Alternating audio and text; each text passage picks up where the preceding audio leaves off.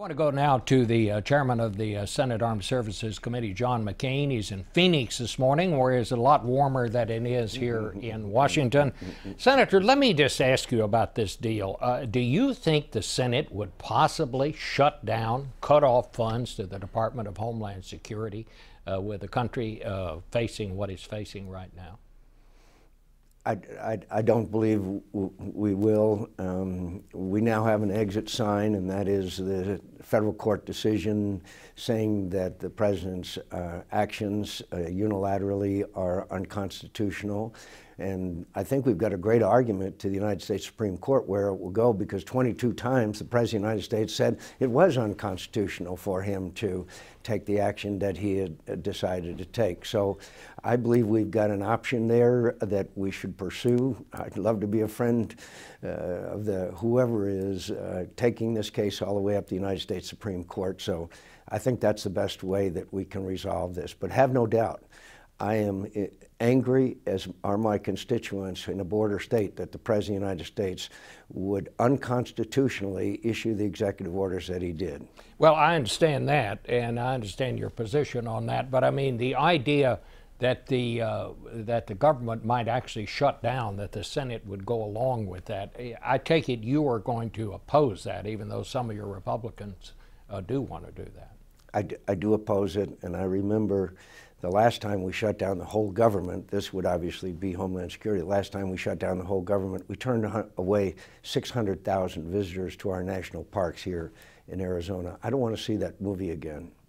You just heard Jay Johnson talking about the terrorism summit.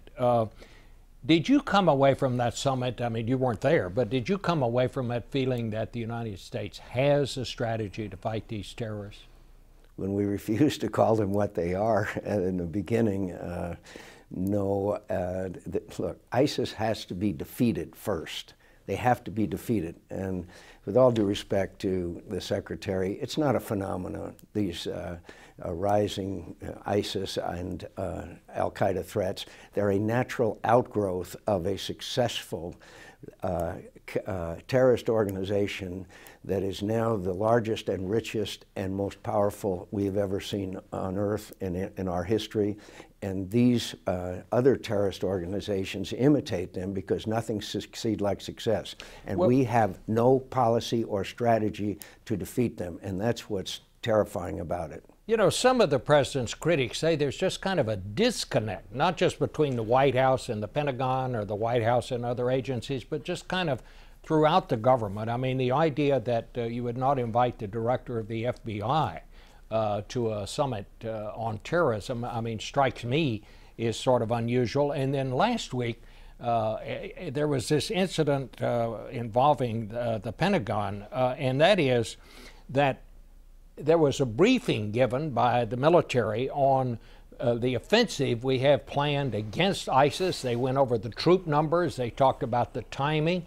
I know immediately after, you and Senator Lindsey Graham put out a statement and said, when did we start announcing things like this before they happen?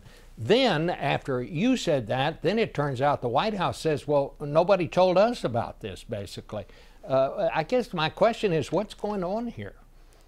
That's my question, too. And, you know, everybody knows that Mosul has to be retaken, and it has to happen first because it's the second largest city in Iraq for a whole variety of reasons.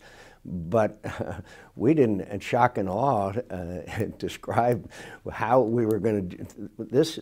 This spokesperson described how, when, where, what forces, and that is obviously could put the lives of Americans, as well as the people we are asking to fight, in greater danger if we telegraph everything about our plans to ISIS. So I just don't get it. I don't think when we decided that we need to go to Europe and World War II that we were going to tell the Nazis exactly when, where, and how we were going to land. But it's just very unfortunate.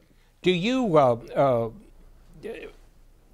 have you heard back, I guess I would say, from the White House since you asked them what was going on? I know you and Senator Graham wrote that letter to them. Have you heard back from them?